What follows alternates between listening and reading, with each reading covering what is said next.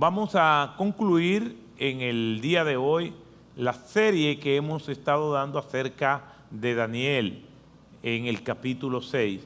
Hicimos una pausa para hablar acerca de la pregunta que los discípulos le hicieron a nuestro Señor Jesucristo sobre la restauración del reino, allí en Hechos capítulo 1, versículo 6. Ya hicimos una breve exposición en 3 entregas acerca de ese texto y volvemos para concluir con Daniel en el capítulo 6 del libro que lleva su nombre. Como hemos visto, Daniel se divide en 2 partes.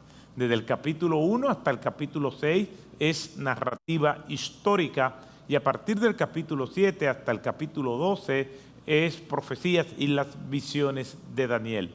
Por eso estamos en la frontera de la primera parte del libro de Daniel, que es el capítulo 6. Y vamos a estar viendo la conclusión de ese episodio donde Daniel es enviado al foso de los leones. Pero ¿por qué Daniel es enviado al foso de los leones? Es enviado porque fue víctima de una conspiración en su contra. Los funcionarios, que eran algunos de ellos colegas de Daniel, sentían envidia, se sentían amenazados por la integridad de Daniel. Para uno encontrarse con dificultades y problemas en la vida, uno no tiene que actuar mal, simplemente basta con actuar bien para que eso le genere hostilidad y adversarios. Daniel, un hombre íntegro, desde que llegó como exiliado a la ciudad de Babilonia. Cuando nosotros vamos a Daniel capítulo 1, versículo 4, vemos que Daniel era entre esos jóvenes exiliados que vinieron o que fueron traídos para servir en la corte del rey Nabucodonosor. Cuando nosotros examinamos el capítulo 1, versículo 4, comienza diciendo, muchachos en los cuales no hubiera tacha alguna. El término muchacho nos sugiere la edad que tenía Daniel, porque es un término hebreo que significa joven adulto, es decir, una persona entre 12 y 17 años. Ese era el rango de edad que tenía Daniel. Era una persona entre 12 y 17 años. Si buscáramos una media, entonces pudiéramos decir que Daniel tenía aproximadamente entre 14 y 15 años cuando llegó a la ciudad de Babilonia. Partiendo de que la Escritura nos dice que los judíos duraron 70 años exiliados en Babilonia y después se les permitió regresar a la ciudad de Jerusalén, entonces nos damos cuenta que Daniel, para este tiempo, en el capítulo 6, sirviendo en la corte del rey Medo Darío, que ya hemos explicado la dificultad histórica que hay con este personaje, pues Daniel tendría algunos 85 o 90 años. Daniel ya es un viejo, pero ha servido en la corte ya para este tiempo de 3 reyes, Nabucodonosor, Belsasar y ahora Darío. Y más adelante vamos a ver que sirvió también en la corte del rey Ciro. En lo que nosotros tenemos como data de la vida de Daniel, entonces Daniel desde aproximadamente de su adolescencia sirvió en la corte de 4 reyes, Nabucodonosor, Belsasar, Darío y Ciro. Aquí lo vemos en el último tramo de su vida pública y Daniel está todavía sirviendo en la corte de los reyes, sirviendo como representante de Dios, pero aún así Daniel tiene que enfrentar pruebas en su vida. El hecho de que nosotros estemos ya con muchos años en el Evangelio no quiere decir que las pruebas van a cesar. Vamos a estar luchando continuamente, primero con nosotros mismos, con nuestras apetencias carnales, con nuestras debilidades, pero también vamos a tener luchas y ataques que vienen desde fuera. Vamos a estar leyendo lo que le dijo precisamente Darío a Daniel en el capítulo 6, versículo 16, y es el título que lleva esta serie, Dios te librará. Dice la Escritura en Daniel capítulo 6, versículo 16, el rey entonces dio órdenes que trajeran a Daniel y lo echaran en el foso de los leones. El rey habló a Daniel y le dijo, tu Dios, a quien sirves con perseverancia, Él te librará. Ya estamos en esta última parte y hemos visto los detalles de todo esto que ha acontecido.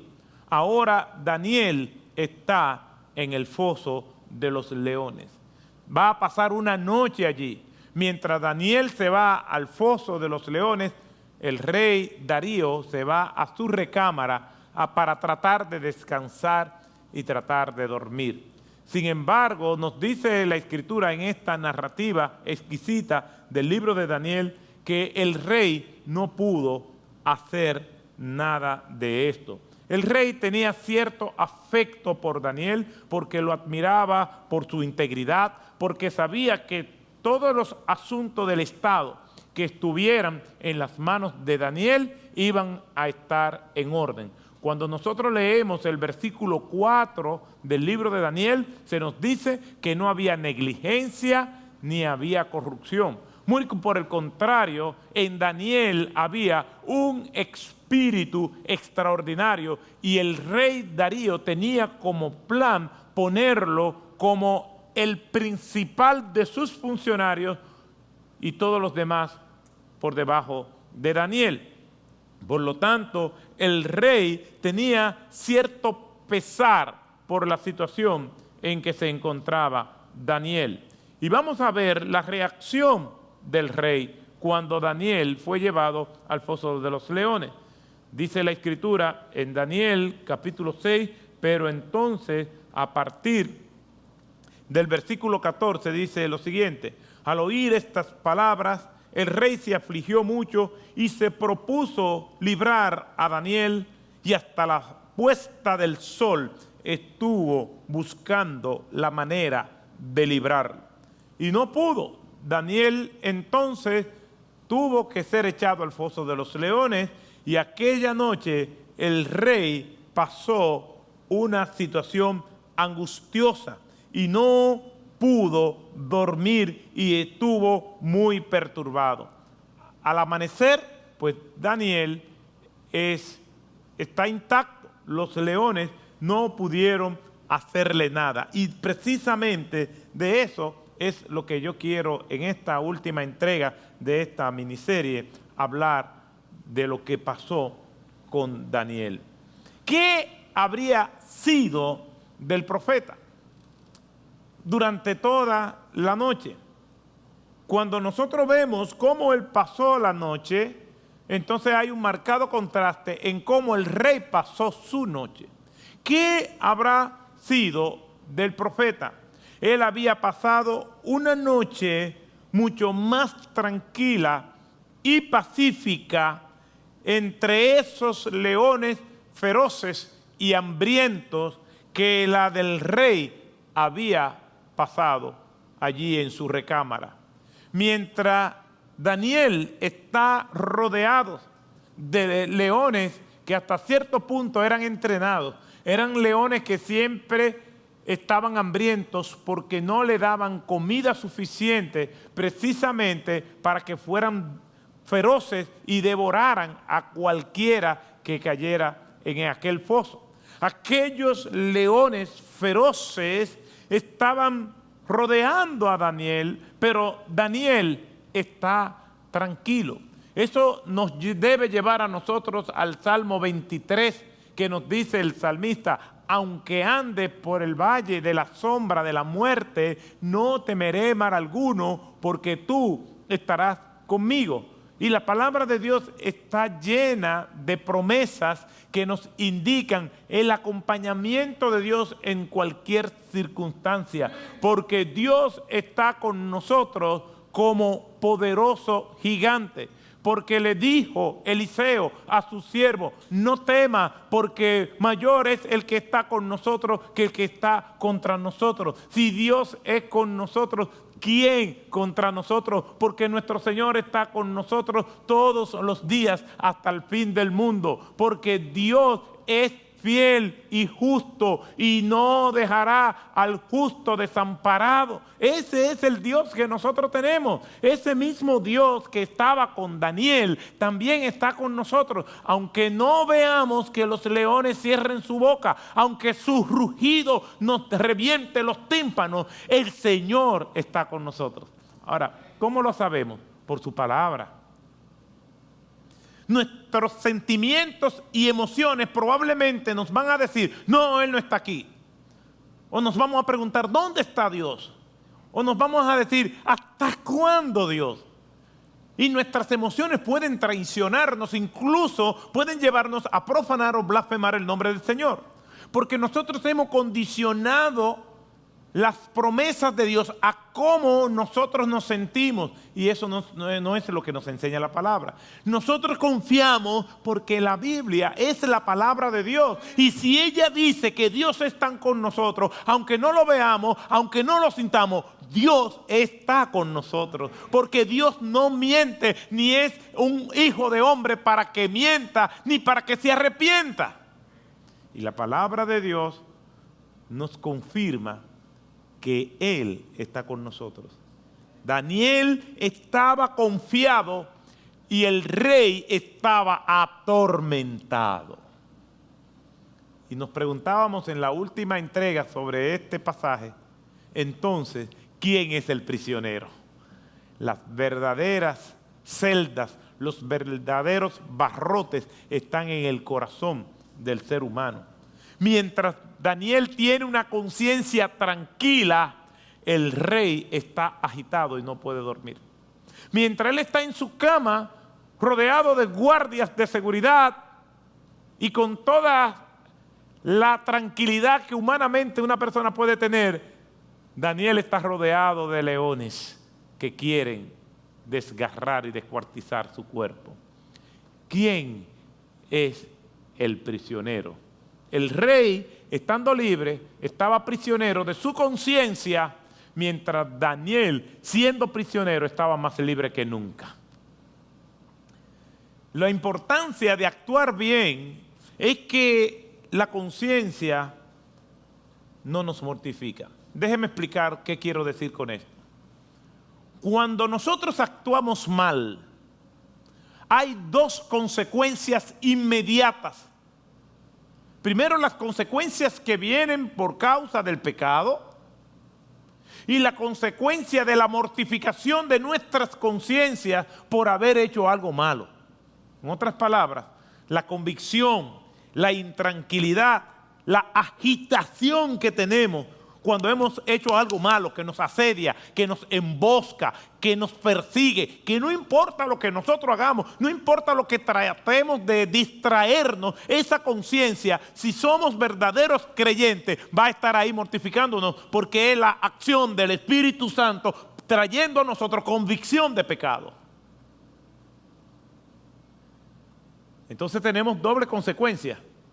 La consecuencia del pecado en sí, que pueden tardar o pueden venir de manera inmediata, pero la vamos a tener. Y aparte de esas consecuencias, entonces está la consecuencia de la mortificación, de ese espueleo, de esos martillazos que vienen de nuestra conciencia intranquila, agitada, mortificada. Cuando nosotros andamos bien y nos viene algún infortunio, lo único que vamos a tener es la consecuencia de las circunstancias, pero no de la conciencia. Lo único que vamos a tener que enfrentar es las incomodidades propias de la adversidad. Pero como nosotros no hemos provocado esa adversidad, la conciencia es un instrumento del Espíritu Santo para consolarnos y darnos paz. Y así estaba Daniel. Sabía que estaba allí, no porque él había violado las normas de Dios o porque había sido infiel al rey. Estaba allí por las tratas del enemigo, por la conjura, por la conspiración, por la maquinación, por las mentes retorcidas de sus adversarios. Por eso, aunque está rodeado de leones, hay una conciencia controlada por el Espíritu de Dios que le trae paz y tranquilidad. Por eso no nos busquemos la doble con mortificación de la conciencia. Y a veces la mortificación de la conciencia es peor que las consecuencias del pecado. Daniel está tranquilo porque la conciencia, en vez de mortificarle, le consuela y le hace tener paz y tranquilidad en medio de aquella situación tan adversa, mientras el rey está mortificado. Él no estaba atormentado por imágenes que cruzaban por sus mentes.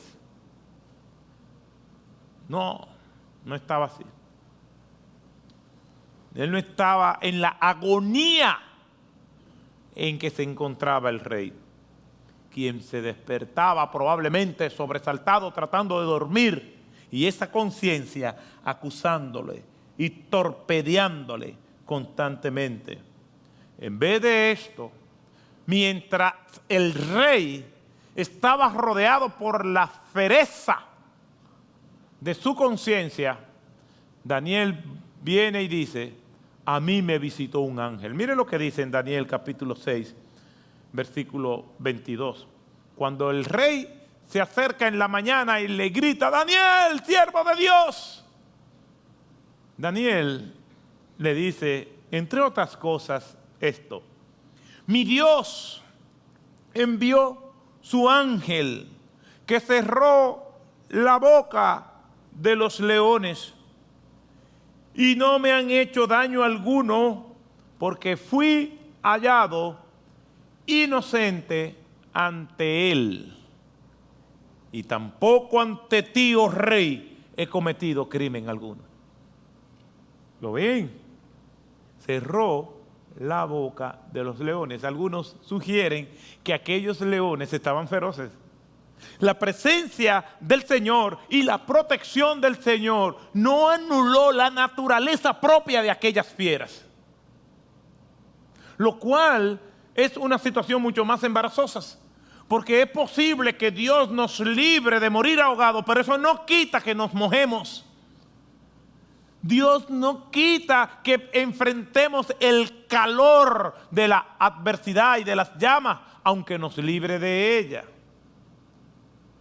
Aquí algunos sugieren que aquellos leones estaban rugiendo y que probablemente Daniel estaba tranquilo y confiando en el Señor. De sus labios no salió blasfemia, cuestionamiento a Dios, mientras aquellos leones resoplaban entre sus oídos.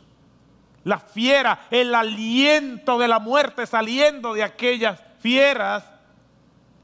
Pero Dios envió su ángel y cayó la boca de los leones. Claro, Dios es el que lo creó. Es Dios quien abrió el mar rojo. Es Dios que hizo descender alimento del cielo. Es el Dios de la lluvia temprana y de la lluvia tardía. Es el Dios que libró a los amigos de Daniel del horno ardiente. Y es Dios en que libra a millones de personas de las llamas ardientes del infierno cuando venimos a Él arrepentidos, como hemos hecho nosotros. Que en un momento determinado de nuestras vidas le pedimos perdón. Nos arrepentimos de nuestros pecados y el Señor nos libró del peor tormento, que es la perdición del alma. Que solamente podemos ser salvos por medio de Jesucristo, cuando venimos a Él y decimos: Cristo, perdóname por mis pecados, rindo mi vida a ti. Y una persona que haga eso y se arrepienta, y si usted está oyendo esta transmisión, todo esto que hemos estado viviendo en el mundo durante estas últimas semanas y estos últimos meses es el megáfono de Dios mostrándonos nuestra vulnerabilidad. Leones rugientes, llamas incandescentes en distintas circunstancias, para que nosotros vengamos rendidos delante del Señor y le digamos: perdónanos, sálvanos. Si usted hace esa oración, el Señor lo va a salvar. ¿Cuántas cosas tendrán que venir cuántas decepciones, cuántas derrotas, cuánto engaño tendrá que sufrir usted para que venga humillado delante de Cristo. Daniel enfrentó su prueba no con altivez, sino con humildad. Su voz, a pesar de que el rey lo había enviado allí porque estaba enredado en los entramados de aquella ley, y habiendo visto Daniel el ángel del Señor que vino a salvarlo, y sabiendo Daniel que Dios le estaba dando su respaldo, no un rey humano, el rey todopoderoso, el creador del universo.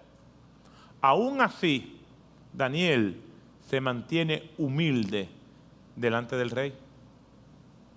Su voz era tranquila y correctamente respetuosa. Miren cómo dice, otra vez, y lo leo, el versículo 22 de Daniel 6. Mi Dios envió su ángel que cerró la boca de los leones y no me han hecho nada, porque fui hallado inocente ante él y tampoco ante ti, oh rey. Ese término, oh rey, es un término de respeto. Nos recuerda a Nehemías cuando se presenta delante del rey Atarjerjes. Vive el rey, para siempre vive el rey, y si su siervo ha hallado gracia ante sus ojos, te pido que por favor, todo ese lenguaje cortés. Una persona que está cerca de Dios no es una persona atropellante, no es una persona arrogante, al contrario, es una persona humilde. Daniel pudo haber actuado de otra manera. ¿Qué es lo que me está preguntando, rey?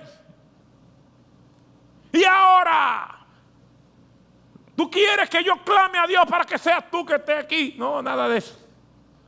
Oh rey, mi Dios me libró. Oh rey, y también me libró de los leones. Y yo no te hice nada a ti tampoco. Una voz tranquila y correctamente respetuosa. Y esa sola noche hubiese sido suficiente para que Daniel se convirtiera en un resentido, lleno de odio y de rencor hacia el rey, pero no fue así. Lo que le sucedió a Daniel fue que siguió siendo el mismo hombre de oración que pudo haber sido, que podemos ser nosotros, el mismo hombre de oración que fue siempre. Esta historia nos gusta muchísimo, a mí me gusta mucho, porque tiene un final feliz. Y el final se caracteriza porque Daniel muere viejo, un anciano, y muere bien, con influencias, con buen testimonio, y nos deja un sabor dulce al terminar el libro. Por eso nos gusta esta historia. Y nosotros lo que quisiéramos es que la vida de Daniel y cómo Dios lo respaldó en todo se replique en nosotros. Quisiéramos que cada vez que nosotros oráramos, que cada vez que nosotros oremos, digamos, Señor, cierre la boca a los leones, y los leones cierren su boca. Abre el mar en dos, y el mar se abre en dos. Que caiga alimento del cielo, y caiga alimento del cielo. Que haga descender la lluvia, y descienda la lluvia. Esa es la parte de Dios que a nosotros nos gusta. Que Dios nos complazca en todo lo que nosotros le pedimos. Por eso es que nos gustaría tener un ministerio como Daniel, una vida como Daniel. Sin embargo, el que tenga un final como nosotros queremos, no depende tanto de cómo Daniel actuó, sino de la soberana voluntad de Dios. ¿Por qué? Porque si Dios va a actuar así siempre, lo único que tenemos que entonces hacer lo que Daniel hizo, Y entonces nuestra relación con Dios obedecería a una fórmula. Bueno, si tú tienes una vida de oración, si tú oras 3 veces al día, si tú te mantienes fiel a Dios, si tú no pecas contra Dios, entonces Dios siempre va a callar la boca de los leones. Dios siempre va a abrir el mar rojo en 2, o el azul, o el verde, o el blanco. Siempre Dios lo va a abrir. Siempre Dios va a derrotar a tus enemigos. Solamente tiene que obedecer a esta fórmula. Y aunque nos parezca extraño, para muchas personas el evangelio es así. Si tú haces esto, esto y aquello, Dios hará esto, esto y esto. Lamentablemente no es así. O afortunadamente no es así. Solamente Dios conoce sus propósitos con profundidad y no nosotros. Hay muchos creyentes que creen que si hacen esto, esto y aquello, Dios tiene la obligación de hacerlo. Es como quien dice: Dios, yo me porté bien, ahora cumple tu parte. A veces nuestros hijos son así. Me fue bien en la escuela. ¿Cuáles son mis regalos? Mis regalos. En plural.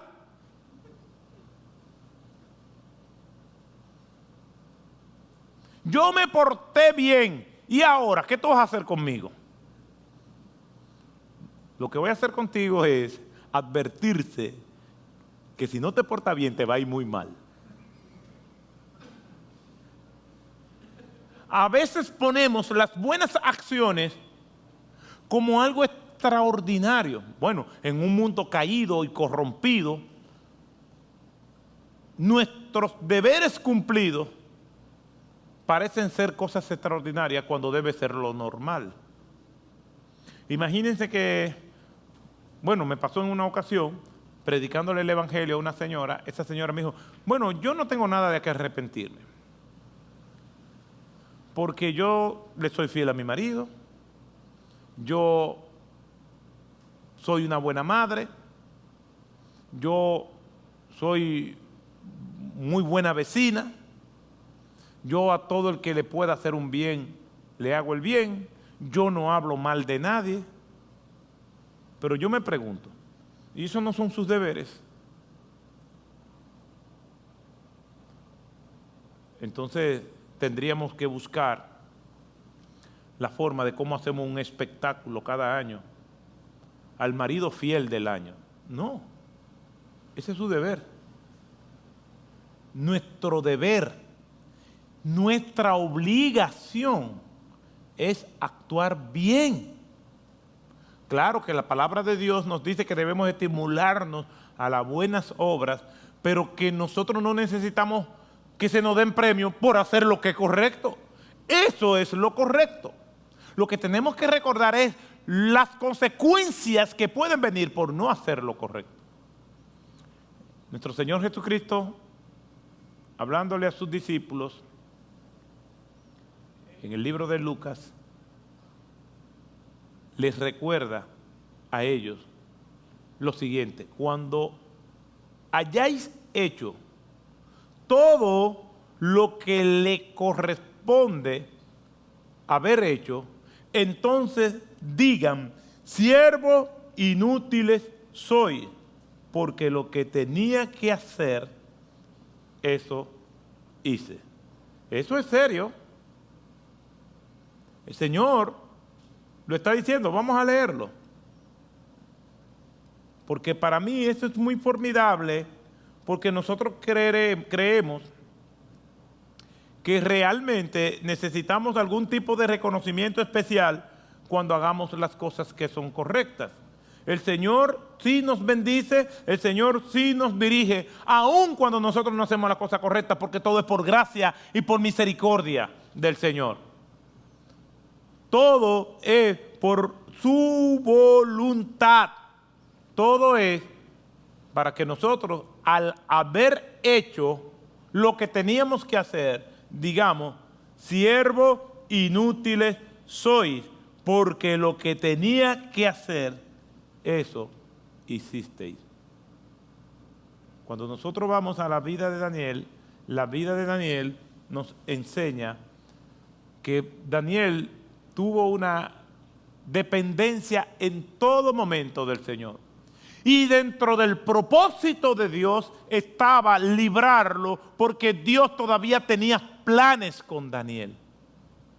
Porque no fue que lo libró de los leones para que Daniel entonces hiciera lo que él hiciera. Lo libró de la boca de los leones porque Dios todavía quería usarlo. Pero hay momentos donde Dios decide lo contrario y como quiera es santo, poderoso, misericordioso, bueno, lleno de gracia y de bondad. Dios no es un Dios que cambia en su carácter cuando permite que la historia termine diferente.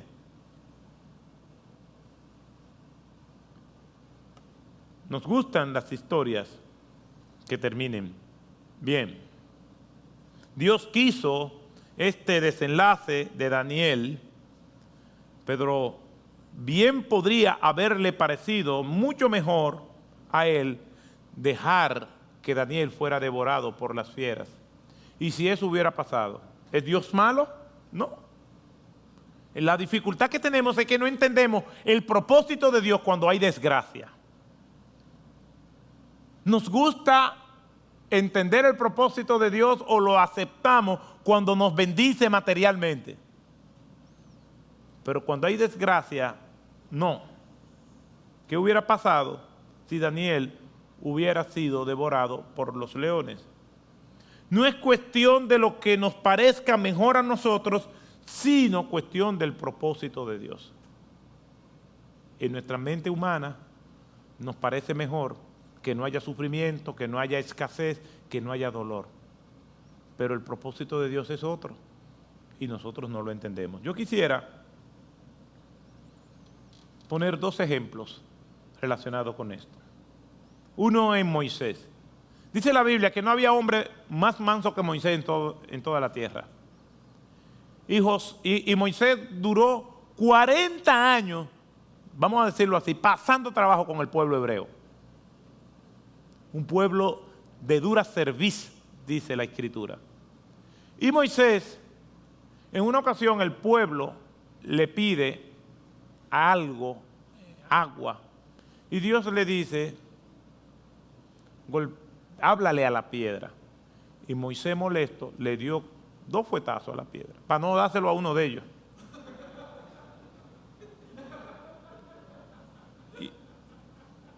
Y Moisés fue impedido de entrar a la tierra prometida. Y se lo pidió varias veces al Señor. Pónganse en las sandalias de Moisés. Ya un anciano,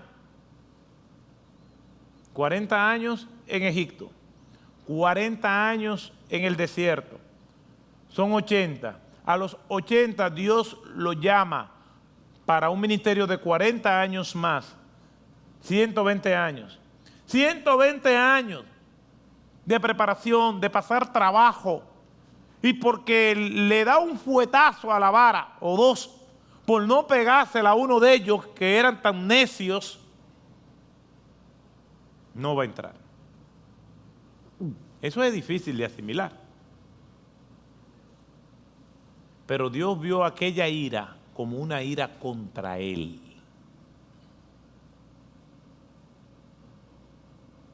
Porque ese pueblo no era de Moisés. Ese pueblo es de Dios. Por eso debemos tener tanto cuidado cuando vamos a hablar o accionar contra otros. Contra un hermano. Porque si es un hermano, es hijo de Dios. Y si es hijo de Dios, Cristo murió por él. Ten cuidado cómo tú hablas del hermano. Cómo reacciona. Cómo embriagado en resentimiento y en amargura dice toda clase de mal contra otra persona. Pero no solamente contra el hermano, contra el prójimo. Porque la Biblia dice, ama a tu prójimo como a ti mismo. Moisés quería entrar. Y esto fue lo que Dios le respondió en Deuteronomio 3, 25 y 26. Permíteme, te suplico, cruzar y ver la buena tierra que está al otro lado del Jordán. Señor, soy un viejo, he pasado trabajo. Tú sabes más que nadie cómo he tratado de serte fiel. Tú mismo dijiste que yo soy el hombre más manso sobre la tierra. Ayúdame, te suplico. Lo único que quiero es pisar aquella tierra, lo único, morirme allí.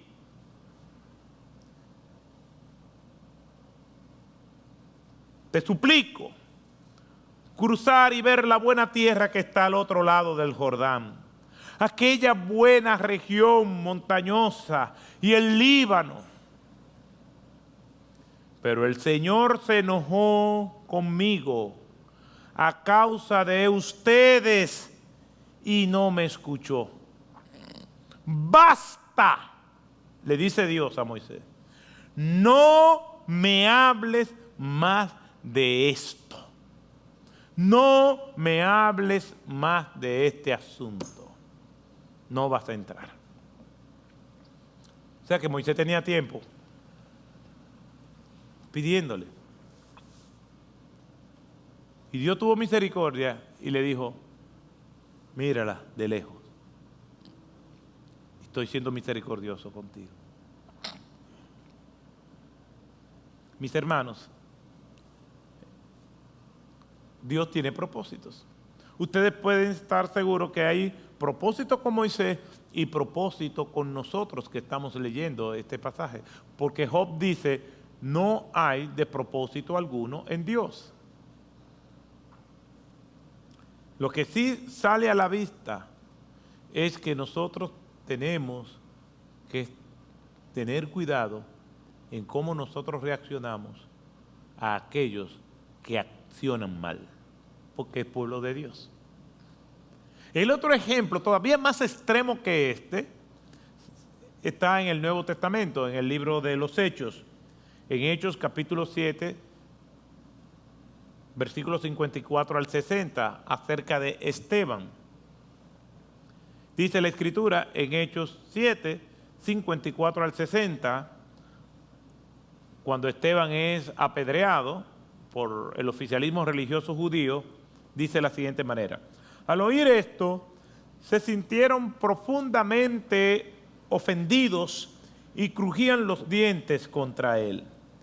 Pero Esteban, lleno del Espíritu Santo, fijó los ojos en el cielo, vio la gloria de Dios y a Jesús de pie a la diestra de Dios. Y dijo, he aquí veo los cielos abiertos y al Hijo del Hombre de pie a la diestra de Dios. Entonces ellos gritaron a gran voz y tapándose los oídos arremetieron a una contra él y echándolo fuera de la ciudad comenzaron a apedrearle y a los testigos pusieron sus mantos a los pies de un joven llamado Saulo. Y mientras apedreaban a Esteban, él invocaba al Señor y decía, Señor Jesús, recibe mi espíritu. Y cayendo de rodillas, clamó en alta voz, Señor, no le tomes en cuenta este pecado. Habiendo dicho esto, durmió. Un siervo de Dios. Algunos dicen que es el primer mártir del cristianismo. Un hombre entregado a la causa de Cristo. Y es muerto de una manera tan brutal y despiadada, a pedradas, por aquellos que eran enemigos de Cristo.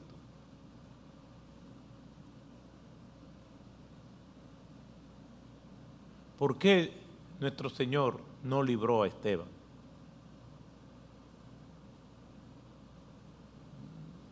No sabemos.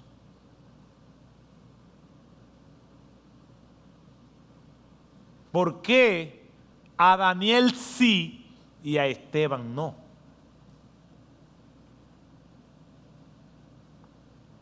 ¿Era Esteban menos espiritual que Daniel? No.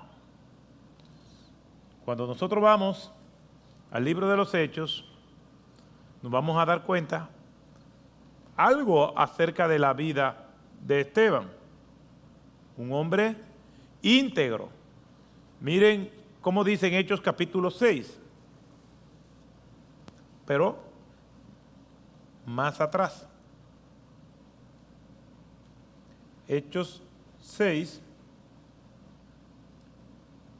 dice lo siguiente, versículo 2. Entonces los 12 convocaron a la congregación de los discípulos y dijeron: no es conveniente que nosotros descuidemos la palabra de Dios para servir a las mesas.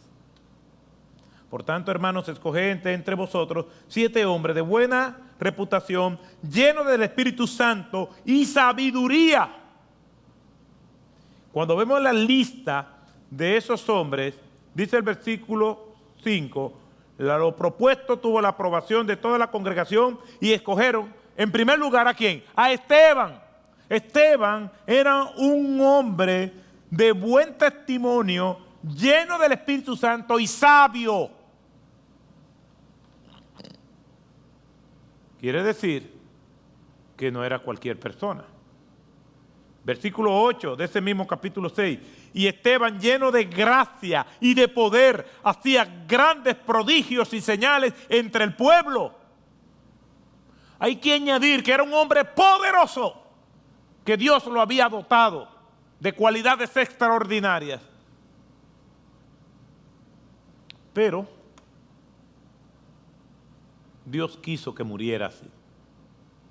Entonces, cuando vemos la vida de Daniel, que no había negligencia en él, que no había corrupción, que había en él un espíritu extraordinario y era un hombre de oración, podemos decir que él era espiritualmente superior a Esteban, que era un hombre de buen testimonio, lleno de sabiduría, lleno del Espíritu Santo y con un instrumento poderoso del Señor. Van ahí. Pero Dios permite que Esteban muera así. Ahora lo sorprendente. No sabemos el propósito de Dios, por qué Dios permite una cosa y no permite otra. Ahora, le voy a decir algo que quizás a alguno le pueda sorprender. Cuando nosotros vamos al texto bíblico de Esteban siendo atormentado, Esteban estaba loco por estar en la presencia del Señor. Yo no estoy diciendo que las pedradas no le dolieron. Lo que le estaba diciendo, lo que les quiero decir es que el deseo de estar con Cristo era mayor. Miren lo que dice este texto. Pero Esteban, lleno del Espíritu Santo, fijó los ojos, fijos los ojos en el cielo. Vio la gloria de Dios y de Jesús a la diestra de Dios. Él está viendo aquello allí y el Señor diciéndole: ven para acá. Pedradas van y pedradas vienen y Esteban lo que está es loco por morir para entonces abrir sus ojos a la eternidad, para siempre estando en el beneplácito indescriptible de estar en la presencia del Señor. No le puede importar. A los únicos que le importa la muerte de Esteban es a nosotros. A él no le importó. Nosotros sufrimos más que él. Miren cómo dice al final. 2 cosas. Señor, recibe mi espíritu. Esteban está loco por estar con el Señor. Los vientos delicados y apacibles, el aroma del cielo, de la eternidad se desprendían y sostenían el aliento de Esteban. Y sus últimas palabras fueron: no le tomes en cuenta este pecado. Amor, misericordia a aquellos verdugos. ¿Por qué Dios lo permite? No sabemos.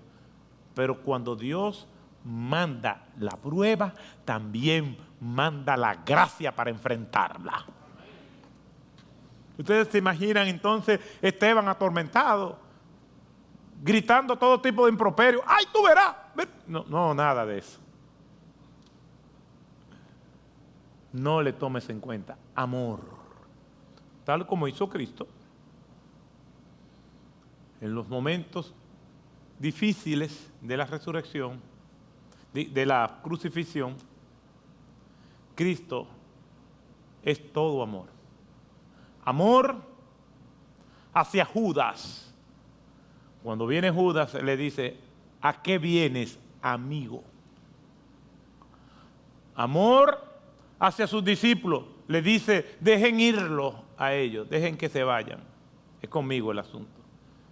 Y amor hacia sus verdugos. Le restauró la oreja al siervo del sumo sacerdote. Podemos decir 3 aspectos importantes que debemos tener en cuenta en la vida de Daniel. Y es su integridad. Y esa integridad tiene 3 aspectos importantes. Primero, su capacidad. Daniel capítulo 6, versículo 4. Era muy capaz en el ejercicio de sus funciones, en el ejercicio de su trabajo. Se preparó. Cuando nosotros vamos al capítulo 1, vemos toda la instrucción y toda la preparación que él recibió. Todo lo que el sistema le dio, él lo tomó, siempre y cuando no era contrario o no fuera contrario a lo que era su compromiso con Dios. Aprendió la lengua de los babilónicos, aprendió toda ciencia y toda destreza y todo arte en el cual a él lo instruyeron. Lo único que rechazó fue contaminarse con la comida del rey, y ya nosotros conocemos el resto de la historia. Pero todo lo que fue su capacidad, su preparación, él la aprovechó al máximo. Estamos en un mundo más o menos igual. Los creyentes tenemos que prepararnos primero en la palabra de Dios, tenemos que prepararnos en todo lo que el Señor nos da la oportunidad de prepararnos. ¿Por qué? Porque todo eso servirá para la gloria y honra del Señor. Daniel era un hombre sumamente preparado.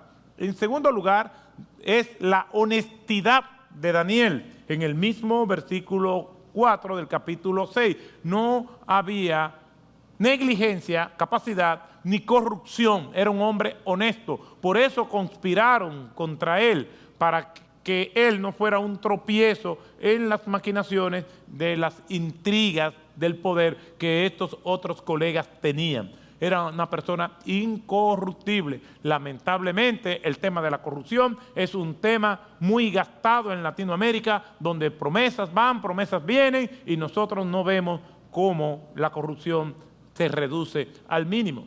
Pero lo triste es ver que aún personas que dicen ser creyentes son nombradas como personas corruptas. Hay corrupción en iglesias, hay corrupción en ministerios, hay corrupción por todas partes. Daniel era un hombre incorruptible, era un hombre honesto. Ahora, vemos capacidad y vemos honestidad. Alguien pudiera decir, bueno, yo conozco personas que no son cristianas, que son muy capaces y son honestas. Sí, es verdad, los hay, pero Daniel tenía otra cosa más, y era su santidad. Daniel capítulo 6, versículo 10. Vemos cómo Daniel tenía un espíritu extraordinario en él, y era un hombre donde vemos su rutina de oración 3 veces al día, constantemente, y esa oración de Daniel era dándole gracias al Señor, pidiéndole al Señor y intercediendo. Una vida de santidad. La santidad no es aburrida. A veces nosotros creemos que la palabra santidad es una persona con una cara seria o triste, acusando a todos los demás. Un santo es una persona que ha sido separada. La Escritura dice, sin santidad nadie verá al Señor. En otras palabras, si el Señor no lo ha apartado, nadie podrá verlo a Él. Nosotros somos sal de la tierra, somos luz. Nosotros somos nación santa, dice el Señor de nosotros. Y al ser nación santa es que hemos sido separados. Y la práctica de las virtudes y la búsqueda de Dios nos hace cada vez más santos, apartarnos más de todas estas cosas mundanas y buscar el reino de Dios y su justicia. Eso es una vida de santidad. Daniel es un hombre santo, es un hombre capaz y es un hombre honesto. Esto forma la integridad de Daniel. La palabra integridad significa compacto, macizo, que no tiene grieta. No había grieta en la vida de Daniel. No era perfecto, pero era un hombre íntegro. Y hay una diferencia porque Daniel pudo haber sido honesto y no ser íntegro. Pudo haber sido capaz y no ser íntegro. ¿Cuál es la diferencia? Bueno, una persona puede ser muy honesta en el manejo de los recursos, pero puede tener otras áreas en su vida que deja mucho que desear. Entonces, esa persona no es íntegra. Es honesta, pero no es íntegro. Daniel es íntegro porque es santo. Por eso ponemos la santidad en la cúspide de este gráfico. Santidad, capacidad y honestidad forman la integridad de Daniel. Ese perfil de Daniel es el que nosotros debemos procurar. Cuando nosotros vivamos en santidad, esas palabras que él dijo, el rey, tu Dios te librará, va a ser una realidad. Pero usted dijo, pastor, que no es una fórmula. No, nos va a librar de nosotros mismos y si es su voluntad, nos va a librar de los demás. Pero Dios nos va a librar. Eso es seguro. O de nosotros mismos y si es su voluntad, nos librará de los demás. Que el Señor nos bendiga y nos ayude a vivir en esa vida de integridad de Daniel. Capacidad, honestidad y santidad.